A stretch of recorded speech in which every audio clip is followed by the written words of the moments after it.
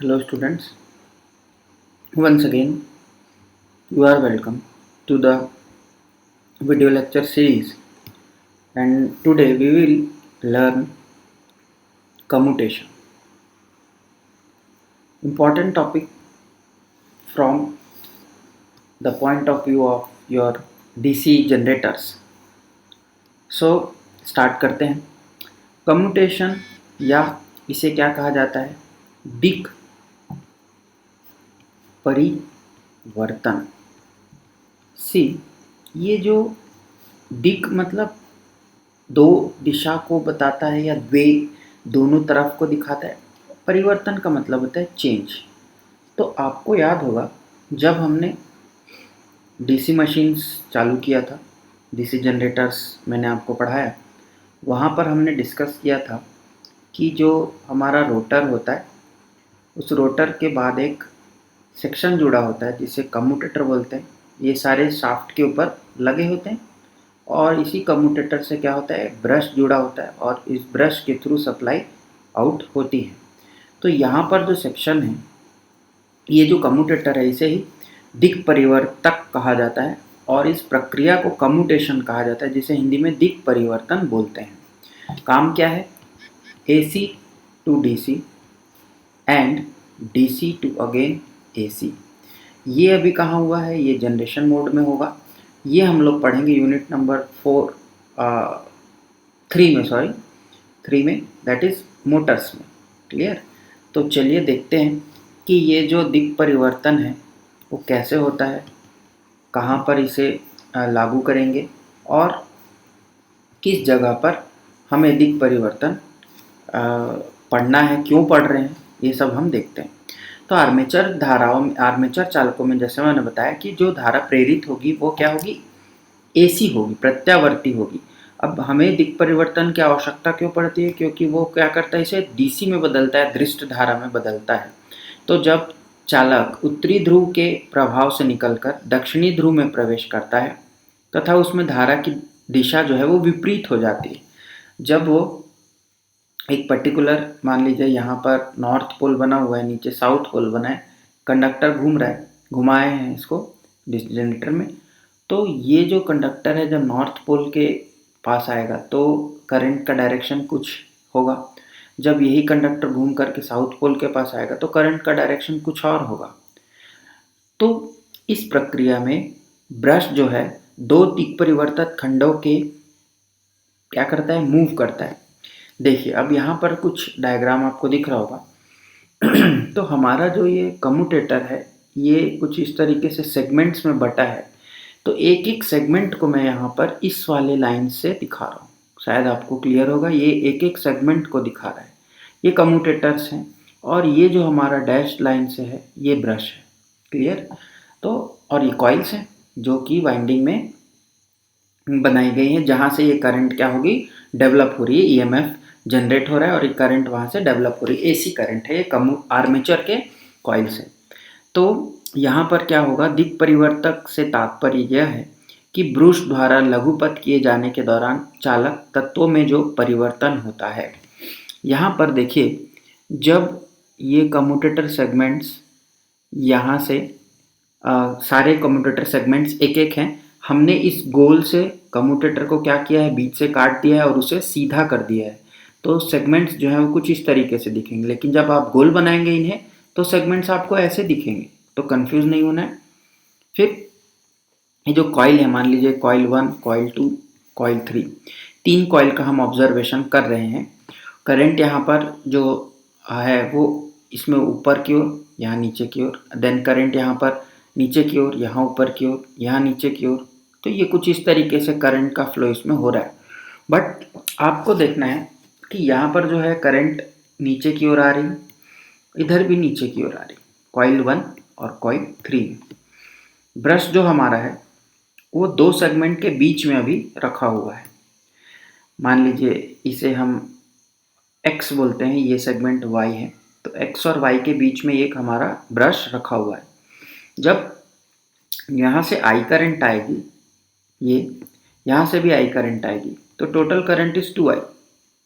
ठीक है, 2I current कहाँ से चला जाएगा? ब्रश के थ्रू चला जाएगा सप्लाई की ओर। देन सेकेंड डायग्राम पे आते हैं। Same coil 1, coil 2, coil 3। Now current direction is reversed. यहाँ देखिए कॉइल 1 में करंट इधर था, ये कॉइल 1 में नीचे की ओर आ रहा था। कॉइल 2 में देखिए ये नीचे की ओर आ रहा है करंट, ठीक है। और कॉइल 3 में जो नीचे आ रहा था वो अब ऊपर हो गया है, दिशा बदल गई। सेगमेंट मूव किधर कर रहा है, इधर कर रहा है, ठीक है। मतलब आपका मोशन जो है वो इस तरफ है। तो ये जो एक्स वाला है वो आगे चला गया। नेक्स्ट सेगमेंट आया, ये ब्रश मूव करके इस पूरे किसके अक्रॉस आ गया, ये कॉइल 1 और ये कॉइल 2 वाले के अक्रॉस आ गया। ये देखिए यहाँ से आपको क्लियर होगा। अब हमारा जो ब्रश है वो कहाँ पर आ गया है, वो पूरे के पूरे इस एक्स सेगमेंट में आ गया है हमारे, ठीक है।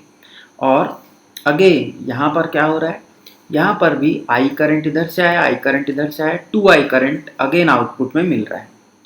देन थर्ड डायग्राम पे अपन चलेंगे। अब ये जो हमारा ब्रश था वो थोड़ा और आगे बढ़ा, सॉरी ब्रश तो वहीं रहेंगे, सेगमेंट हमारा आगे बढ़ेगा। तो सेगमेंट जब आगे बढ़ेगा तो ये ब्रश का पोजीशन चेंज होगा। ये एक्स था और ये मान लीजिए जेड है, तो एक्स और जेड के बीच में आ गया current. Still direction is I, here also I, I and I that is 2i। Output में 2i आ गया, ठीक है। तो यहाँ हम लोग क्या देख रहे हैं, यहाँ हम एक चीज़ देख रहे हैं कि जो करंट है हमारा वो चेंज नहीं हो रहा है। 2i is 2i, current is fix, but section जो है वो मूव हो रहे हैं, सेक्शन आगे बढ़ रहा है, सेगमेंट आगे बढ़ रहा है। देन फोर्थ, इसी को हम आगे देखते हैं। ये जो सेगमेंट है ये जेड सेगमेंट, ये जेड सेगमेंट क्या हो रहा है, तो जेड सेगमेंट वाला ब्रश अब पूरा का पूरा जेड सेगमेंट में है। तो ये क्या हो रहा है, again current is same 2i। मतलब जब मोशन होने लगा हमारा कॉइल का सेगमेंट नहीं बदला, ठीक है। तो जब इस प्रक्रिया में क्या होता है कि ये दो कॉइल को ये क्या कर रहा है, शॉर्ट पाथ प्रोवाइड कर रहा है, और इस शॉर्ट पाथ से ये क्या कर रहा है, 2i करंट आउटपुट में डिलीवर कर रहा है। तो ऐसे सेगमेंट्स जब हमारा होने लगता है, इसी प्रक्रिया को ही क्या बोलते हैं, कम्यूटेशन कहा जाता है।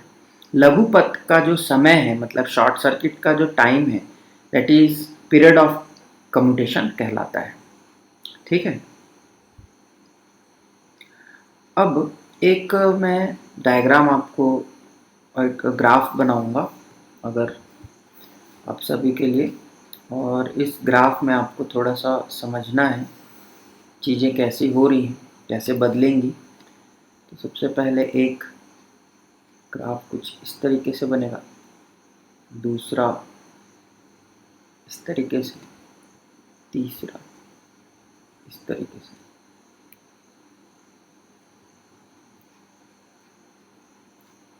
और ये यहाँ पर एक्चुअल में ये जो ग्राफ है ये किसके बीच है, करंट एंड टाइम इंटरवल। और ये प्लस आई हो जाएगा, ये माइनस आई हो जाएगा, करंट का एक्सिस है ये। इस ग्राफ को ए बोले, इसको हम बी बोले, curve and this curve is C. तो यहाँ पर हमें क्या दिया है कि जो हमारी शॉर्ट सर्किट हो रही है कॉइल, उस पर जो टाइम इंटरवल है, ठीक है, शॉर्ट सर्किट का जो टाइम इंटरवल है, शॉर्ट सर्किट टाइम है जो उसका मान लीजिए इस पॉइंट से इस पॉइंट तक के बीच में ये टाइम जो इंटरवल है, इसको किस प्रकार ये चेंज होगा, बदलेगा, ये हम इस डायग्राम में देख रहे हैं। तो आप अगर ध्यान से देखें, जो फिगर ए है या कर्व ए जो बना हुआ है, ये देखिए जो ए कर्व है ये किसको दिखा रहा है, डिलेड कम्यूटेशन को दिखा रहा है, डिलेड कम्यूटेशन। और इसी को ही हम अंडर कम्यूटेशन भी बोलते हैं, अंडर कम्यूटेशन। कर्व बी जो है वो आइडियल कम्यूटेशन को दिखा रहा है, और कर्व सी जो है ये ओवर कम्यूटेशन को दिखा रहा है। और यहाँ से यहाँ तक जो समय इसे लगा, इसे ही हम क्या बोल रहे हैं, इंटरवल ऑफ शॉर्ट सर्किट, इतने दूर पर वो शॉर्ट सर्किट हुआ और उसके बीच कम्यूटेशन हुआ। ठीक है, तो यहाँ देखिए जो कर्व बी है, इस कर्व बी में जो धारा प्लस आई से माइनस आई की ओर आ रही है, ठीक है, वो लीनियर कर्व बना रही है। ठीक है, स्ट्रेट लाइन नहीं बना पाया मैं, बट इट इज़ लीनियर। आपको ये मान के चलना कि कुछ इस तरीके से ये हो रहा है। ठीक है, ये स्ट्रेट लाइन है, थोड़ा सा डायग्राम में यहाँ हाथ नहीं चला, बट स्ट्रेट लाइन है तो लीनियर है, कर्व इज लीनियर। ठीक है, अब लीनियर होने के कारण जो कम्यूटेशन हम बोलेंगे वो क्या बोलेंगे, आइडियल। आइडियल का मतलब होता है कि बहुत अच्छा। ठीक है, आइडियल मतलब सबसे अच्छा। तो बी कर्व टाइप का कम्यूटेशन हमें मिलना चाहिए। ठीक है, और इसे स्ट्रेट लाइन कम्यूटेशन भी बोलते हैं, आइडियल कम्यूटेशन, क्योंकि सीधी रेखा बना रहा है तो सीधी रेखा दिक् परिवर्तन, या इसे आदर्श दिक् परिवर्तन, आइडियल कम्यूटेशन, ये सारा नाम इसे दिया गया है। और यदि कुंडली 1 में धारा अपने फुल वैल्यू तक नहीं पहुंच पाता, ठीक है, तो क्योंकि कुंडली 2 में पूर्ण धारा है तो दोनों की धारा का अंतर, ठीक है, वो निकल कर दिक् परिवर्तन बार से होकर ब्रश में चिंगारी के रूप में जाएगा। अतः यह निम्न दिक् परिवर्तन या अंडर कम्यूटेशन या डिलेड कम्यूटेशन इसे हम कहेंगे, विलंबित दिक् परिवर्तन कहलाएगा। ठीक है, देखिए यहाँ अगर मैं यहाँ पर से थोड़ा सा समझाऊं कि ये जो कॉइल ए था, मान लीजिए ये कॉइल 1 है, कॉइल 2 एंड कॉइल 3, यहाँ का जो करंट है ये डायरेक्ट इस पाथ से ना हो करके ये कुछ इस तरीके से जाएगा। तो ये जो करंट यहाँ, क्योंकि शॉर्ट पाथ मिलेगा भाई, करंट उसी पाथ में ट्रेवल करेगा जिसमें रेजिस्टेंस उसको बहुत कम, और शॉर्ट पाथ मिलना चाहिए। तो शॉर्ट पाथ मिलेगा बाय ब्रश, तो ब्रश में क्या करेगा, किसी और सेगमेंट को छोड़ करके वो क्या करेगा, ट्रैवल करते हुए आएगा, और ट्रैवल जब करेगा तो वहाँ स्पार्किंग होगी, और इसी स्पार्किंग वाले को हम क्या बोल रहे हैं, डिलेड कम्यूटेशन, या क्या बोल रहे हैं, अंडर कम्यूटेशन। ये मतलब कर्व ए जो बना हुआ है, और जो कर्व सी हमारा है उसे हम, कर्व सी को हम अति या ओवर कम्यूटेशन कहते हैं। ठीक है, और यह संतुष्ट परिणाम देता है, ये सेटिस्फैक्टरी रिजल्ट देता है। बी तो आइडियल ही है, बट डिलेड हमारा जो है वो थोड़ा सा गड़बड़ है। तो इस तरीके से तीनों कम्यूटेशन हमें प्राप्त होता है। Current always follow the short circuit and least resistance path, but proper वो क्या होना चाहिए, सेगमेंट और ब्रश के थ्रू क्या होना चाहिए, शॉर्ट पाथ होना चाहिए। यदि करंट किसी और मीडियम से, एयर से या किसी और मीडियम से आकर के फिर वो ब्रश की ओर आने की कोशिश करे, मतलब वो सेगमेंट को बाईपास करके आए, तो वो क्या करेगा, स्पार्किंग देगा, और स्पार्किंग जो होगा वो आइडियल कम्यूटेशन नहीं है, it is a delayed commutation और under commutation, and it is harmful. ये हार्मफुल है, बार बार स्पार्किंग होगी तो ये जो हमारी ब्रश का सरफेस है यहाँ पर हीटिंग बढ़ेगी, हीट बढ़ेगा। स्पार्किंग होने के कारण मोटर की परफॉर्मेंस, या सॉरी जनरेटर मोटर जो भी है उसकी परफॉर्मेंस डाउन होगी, एफिशिएंसी क्या होगी, कम होगी। तो इस तरीके से हम देखते हैं कि हमारा जो कम्यूटेशन है वो क्या होना चाहिए, आइडियल होना चाहिए। अब भाई मान लीजिए गड़बड़ी हो रही है तो इसे सुधारना भी पड़ेगा। तो अब हमें देखना है methods of improving commutation. See, method of improving commutation का मतलब है कि हमें कैसे इसमें सुधार लाना चाहिए या लाया जाता है। तो सबसे पहला है रेजिस्टेंस कम्यूटेशन, या इसे हिंदी में प्रतिरोध दिक् परिवर्तन कहते हैं। अब इसमें क्या होगा, तो इस विधि में दिक् परिवर्तन सुधार हेतु कार्बन ब्रशों का उपयोग किया जाता है। कार्बन ब्रशेस, कार्बन की ब्रश का इस्तेमाल करेंगे, क्योंकि दिक् परिवर्तन खंड और ब्रश के मध्य संपर्क प्रतिरोध उच्च हो जाता है, हाई रेजिस्टेंस हो जाता है। इसके कारण क्या होगा, धारा को लघुपथित कुंडली की तरफ बल लगाकर प्रेषित करेगा। ठीक है, ये जो स्पार्किंग वाला जो हमारा फिनोमेना था ये उसको रोकेगा। सेकेंड अगर हम देखें, एक तो ये हो गया, सेकेंड है वोल्टेज कम्यूटेशन। ना वोल्टेज कम्यूटेशन में क्या होगा, वोल्टेज कम्यूटेशन में वोल्टेज प्रेरित करने हेतु व्यवस्था की जाती है उन कुंडली में जो दिक् परिवर्तक के अंतर्गत हो। जो कम्यूटेशन के अंदर आ रही है, ब्रश और कम्यूटेटर के बीच में जो आने वाला है, वहाँ पर एक वोल्टेज इंड्यूस कराया जाता है, वोल्टेज, और इस प्रतिघात वोल्टेज रिएक्टिव वोल्टेज को उदासीन कर देगा। तो वोल्टेज उत्पन्न करने की भी दो विधि हैं, इसमें भी क्या है, दो मेथड्स हैं। पहला मेथड है ब्रश शिफ्ट और दूसरा मेथड है कम्यूटेटिंग